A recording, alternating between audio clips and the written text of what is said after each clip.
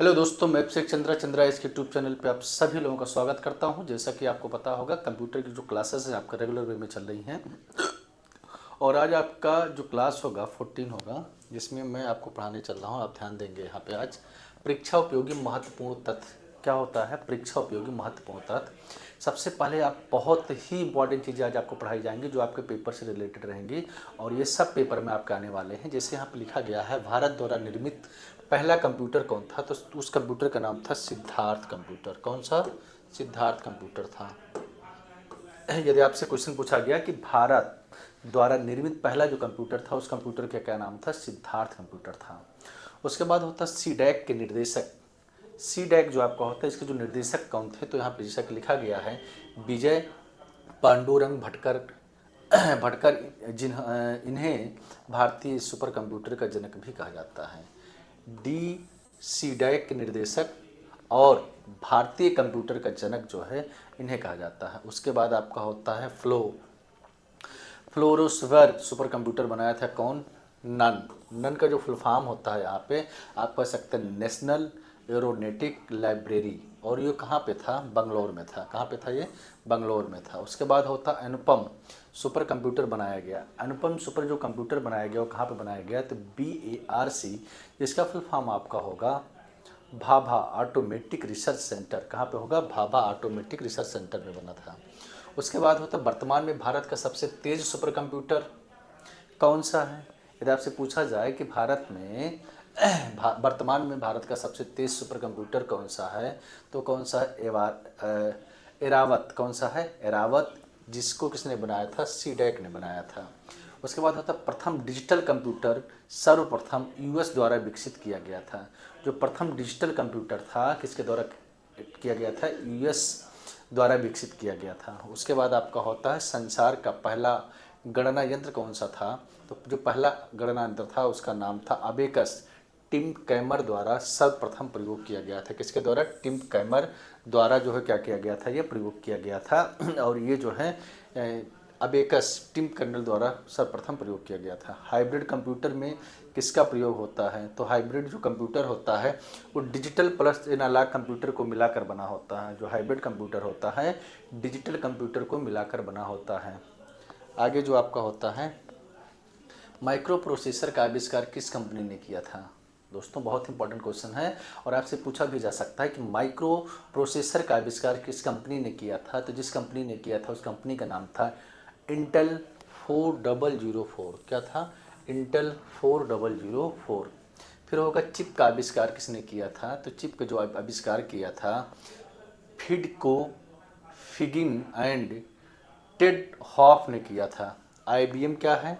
अब देखिएगा IBM क्या है, तो IBM एक MNC है, हरमन होलोरिथ द्वारा आविष्कृत किया गया था। उसके बाद है आपका अगला, विश्व का प्रथम प्रोग्रामर माना जाता है। जो विश्व का पहला प्रोग्रामर था उसका नाम क्या था? लेडी एडा अगस्टा। विश्व में सर्वाधिक कंप्यूटर वाला देश कौन है? अमेरिका। एक क्वेश्चन पूछा जा सकता है आपसे कि विश्व में सर्वाधिक कंप्यूटर वाला जो देश है उस देश का क्या नाम है, तो आप कमेंट करके बताएंगे। अमेरिका है। आगे जो ध्यान देंगे आपका यहाँ पर लिखा है कंप्यूटर साक्षरता कंप्यूटर और संबंधित प्रौद्योगिकी का कुशल पूर्वक उपयोग करने के लिए ज्ञान और क्षमता में के रूप में परिभाषित किया जाता है, और कंप्यूटर साक्षरता दिवस कब मनाया जाता है, जैसा कि आपको पता होगा। आगे आपका होता है गीगो। गीगो का मतलब होता है गार्बेज इन गार्बेज आउट। इसका मतलब होता है गार्बेज का मतलब कूड़ा। जो चीज़ें आप ये कंप्यूटर में आप चीज़ें गलत डालते हैं तो उसका जो आंसर है हमें गलत मिलेगा। उसके बाद एक आपका होता है फीफो। फीफो का मतलब होता है फर्स्ट इन फर्स्ट आउट। जब हम कंप्यूटर में कोई चीज़ पहले डालते हैं तो उसका आंसर हमें पहले मिलता है। उसके बाद आपको लिखा गया है कौन सा एरिया का पहला सुपर कंप्यूटर था, सॉरी एरिया नहीं, एशिया। कौन सा एशिया का सबसे पहला कंप्यूटर था, तो उस कंप्यूटर का नाम था एका। क्या नाम था? एका। एका संस्कृत शब्द है जिसका अर्थ है नंबर एक। एका का मतलब होता है 1।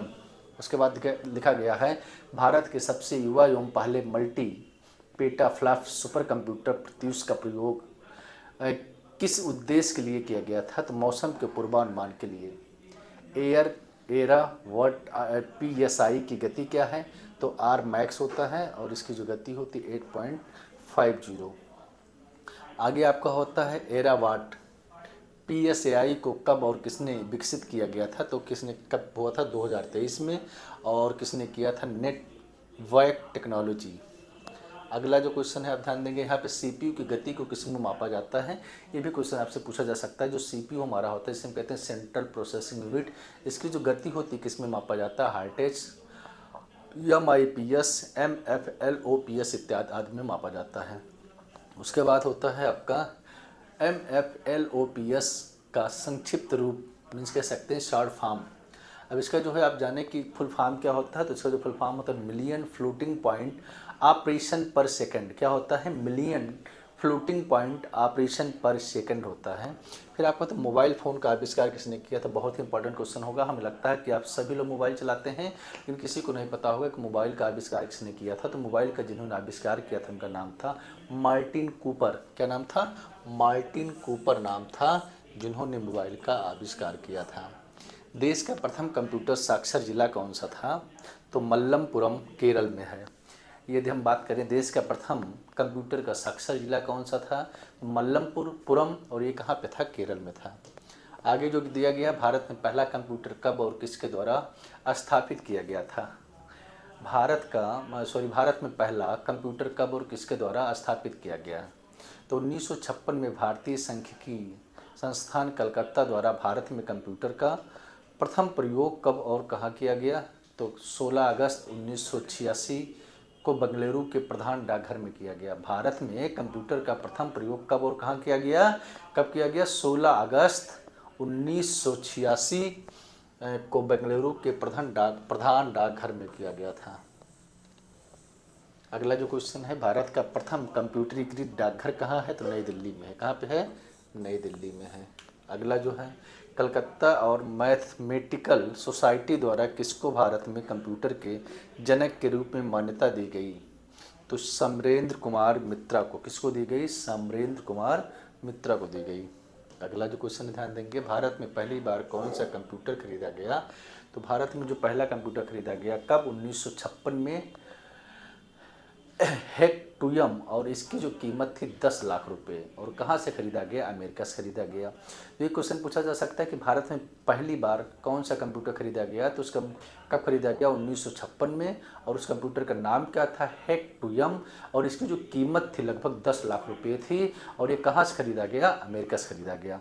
अब भारत का पहला कंप्यूटर, यहाँ पर लिखा गया होगा भारत का पहला कंप्यूटर था कौन सा, टिफरैक, इसका जो फुल फॉर्म होगा Tata institutes of fundamental research automatic calculator. तो यहाँ पे हम बात करते हैं भारत का जो पहला कंप्यूटर था Tata institutes of fundamental research automatic calculator. उसके बाद आपका होता है, यहाँ पे ध्यान देंगे, टिफरैक नाम किसने दिया, देश के पहले प्रधानमंत्री जवाहरलाल नेहरू ने दिया था। टिफरैक जो नाम दिया था, जो देश के, हाँ एक नंबर ये भी पूछा जा सकता है आपको से, कंप्यूटर से हटके हम बात करते हैं कि भारत के जो पहले प्रधानमंत्री थे उनका नाम क्या था, जवाहरलाल नेहरू। क्या नाम था, जवाहरलाल नेहरू ने, और इन्होंने टिफरैक का सबसे पहले नाम दिया था।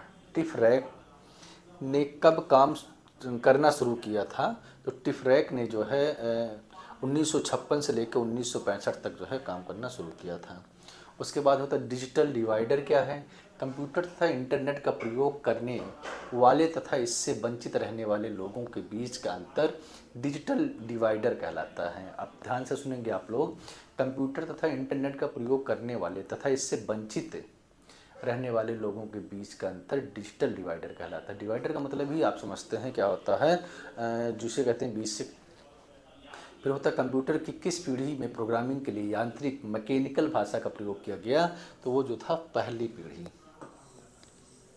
उसके बाद होता है एक इलेक्ट्रॉनिक डिजिटल प्रोग्राम योग कंप्यूटिंग डिवाइस जिसका उपयोग द्वितीय विश्व युद्ध के दौरान जर्मन गूढ़लेख को पढ़ाने के लिए किया गया था, उसे क्या कहा जाता है, तो कोलोसस। क्या कहा जाता है, कोलोसस कहा जाता है। अगला जो क्वेश्चन है आप ध्यान देंगे, यहाँ पे लिखा गया है कंप्यूटर के इनपुट डिवाइस का एग्जाम्पल है मॉनिटर, कीबोर्ड, प्रिंटर, स्पीकर। आप लोगों को पता होगा, आप लोग कमेंट करके बताएंगे कि इसमें जो ऑप्शन होगा वो सही होगा। तो इनपुट डिवाइस का उदाहरण जो है हमारा क्या है, इसमें कीबोर्ड है। कौन सा है, keyboard, means option number B हमारा राइट ऑप्शन होगा। चलिए अगला जो क्वेश्चन है ध्यान देंगे, यहाँ पे कंप्यूटर की स्पीड किस में मापी जाती है, तो जैसा कि अभी मैंने आपको कुछ देर पहले बताया है, गीगाहर्ट्ज़ किसमें, गीगाहर्ट्ज में। मीन्स ऑप्शन नंबर बी हमारा राइट ऑप्शन होगा। अगला जो क्वेश्चन है यहाँ पे, पावर पॉइंट किसके लिए उपयोग किया जाता है? फोटो एडिटिंग के लिए, प्रेजेंटेशन बनाने के लिए, प्रोग्रामिंग के लिए, ब्राउजिंग के लिए। फोटो ये जो किया जाता है प्रेजेंटेशन के लिए, और इसका जो एक्सटेंशन नेम होता है डॉट PPT होता है। चलिए अगला जो क्वेश्चन है, मीन्स ऑप्शन नंबर इसमें बी हमारा राइट ऑप्शन होगा। अगला जो क्वेश्चन है ध्यान देंगे यहाँ पे, CPU में कौन शामिल होता है? रैम प्लस रोम, CU plus LU, monitor plus keyboard, HDD plus SSD। तो इसमें आप जानते होंगे CU प्लस ALU। CU का फुल फॉर्म होता है कंट्रोल यूनिट, और ALU का फुल फॉर्म होगा अरिथमेटिक लॉजिक पे। फेयरवेल किसके लिए उपयोग किया जाता है? वायरस फैलाने के लिए। किसके लिए? वायरस फैलाने के लिए, नेटवर्क सिक्योरिटी के लिए, फोटो एडिटिंग के लिए, प्रिंटिंग के लिए। इसमें जो ऑप्शन हमारा सही होगा वो होगा बी, नेटवर्क सिक्योरिटी के लिए। मीन्स ऑप्शन नंबर बी हमारा राइट ऑप्शन होगा। चलिए अगला जो क्वेश्चन है, OCR का फुल फॉर्म क्या होता है? तो आपको पता होगा, optical character reader, online code reader, optical code recorder, और डी लिखा है ऑफिशियल करेक्टर रीडर। तो इसमें जो ऑप्शन हमारा होगा ए, means optical character reader. Option number ये इसमें हमारा राइट ऑप्शन है। चलिए अगला जो क्वेश्चन है ध्यान देंगे आप, कंप्यूटर में अस्थायी संग्रहण कौन करता है? रोम, रैम, DVD, SSD। तो इसमें क्या होता है, कंप्यूटर में अस्थायी तो रैम करता है। रैम का जो फुल फॉर्म होता है रैंडम एक्सेस मेमोरी होता है। रैम जो होते हैं हमारे दो प्रकार के होते हैं, जैसा कि आपको पता होगा, डी रैम और यस रैम। डी रैम का मतलब होता है डायनेमिक रैम, और यस रैम का मतलब होता है स्टैटिक रैम। चलिए अगला जो क्वेश्चन है, URL का उपयोग किसके लिए किया जाता है? टेक्स्ट फॉर्मेटिंग के लिए, इंटरनेट एड्रेस के लिए, डेटा स्टोरिंग के लिए, वायरस रिमूवल के लिए। तो URL का जो फुल फॉर्म किया जाता है उपयोग किया जाता है इंटरनेट एड्रेस के लिए। मीन्स ऑप्शन नंबर 20 में हमारा राइट ऑप्शन होगा। चलिए अगला जो क्वेश्चन है, SMS का फुल फॉर्म क्या होता है? तो शॉर्ट मैसेज सर्विस। क्या होता है? Short message service. Means option number 20 में हमारा राइट ऑप्शन होगा। अगला जो क्वेश्चन है, CD का फुल फॉर्म क्या है? Compact disc. क्या है? Compact disc. Means option number ये हमारा इसमें राइट ऑप्शन होगा। अगला जो क्वेश्चन है ध्यान देंगे, कंप्यूटर में डेटा का सबसे बड़ा यूनिट कौन सा है? MB, TB और GB, और लिखा होगा PB। तो ये होगा petabyte. Means option number D इसमें हमारा राइट ऑप्शन होगा। अगला जो क्वेश्चन है, एक्सेल में कॉलम को कैसे दर्शाया जाता है? नंबर में, लेटर में, सिंबल में, कलर में। आपको पता होगा लेटर में। किसमें? लेटर में किया जाता है। ऑप्शन नंबर बी हमारा राइट ऑप्शन होगा। अगला जो क्वेश्चन है, कंप्यूटर में कौन सा डिवाइस आउटपुट है? Mouse, keyboard, speaker, joystick. तो आपको पता होगा इसमें जो हमारा आउटपुट डिवाइस है स्पीकर है, बाकी सभी हमारा क्या है? इनपुट डिवाइस है। अगला जो क्वेश्चन है ध्यान देंगे आप, AI का फुल फॉर्म क्या है? तो फुल फॉर्म जैसे कि आपको पता होगा इसमें होगा artificial intelligence. Option number C हमारा राइट ऑप्शन होगा। अगला जो क्वेश्चन है ध्यान देंगे आप यहाँ पे लिख। थैंक यू, बस आज के लिए इतना क्वेश्चन था। आगे कुछ कोटेशन फिर होगा आपके लिए। आज रास्ता बना लिया है तो कल मंजिल भी मिल जाएगी, हौसलों से भरी ये कोशिश एक दिन जरूर रंग लाएगी। दोस्तों आज रास्ता बना लिया है तो कल मंजिल भी मिल जाएगी, हौसलों से भरी ये कोशिश एक दिन जरूर रंग लाएगी। चलिए अगला जो क्वेश्चन है, वक्त सबको मिलता है ज़िंदगी बदलने के लिए, पर ज़िंदगी दोबारा नहीं मिलती वक्त बदलने के लिए। दोस्तों वक्त सबको मिलता है क्या करने के लिए? ज़िंदगी को बदलने के लिए, लेकिन ज़िंदगी नहीं मिलती है दोबारा वक्त को बदलने के लिए। इसलिए जब तक आपके पास वक्त है उसका सही उपयोग करें। भाग्य के भरोसे रहोगे तो उम्र निकल जाएगी, मेहनत करोगे तो ज़िंदगी संवर जाएगी। भाग्य के भरोसे दोस्त कुछ नहीं होने वाला है। भाग्य के भरोसे रहोगे तो उम्र निकल जाएगी, मेहनत करोगे तो ज़िंदगी संवर जाएगी। चलिए अगला जो है ध्यान देंगे, यहाँ पे लिखा गया है, कोशिश दमदार होनी चाहिए, वक्त व किस्मत दोनों बदलते हैं। यदि आपकी कोशिश दमदार होगी तो वक्त और किस्मत दोनों बदले। आगे देखिएगा, अपना कोई भी काम शांत तरीके से कीजिए, क्योंकि शेर शिकार करते हैं समय चिल्लाता नहीं। क्योंकि अपना कोई भी काम शांत तरीके से कीजिए, क्योंकि शेर शिकार करते समय चिल्लाता नहीं है। चलिए अगला जो, बस आज के लिए इतना बहुत, धन्यवाद।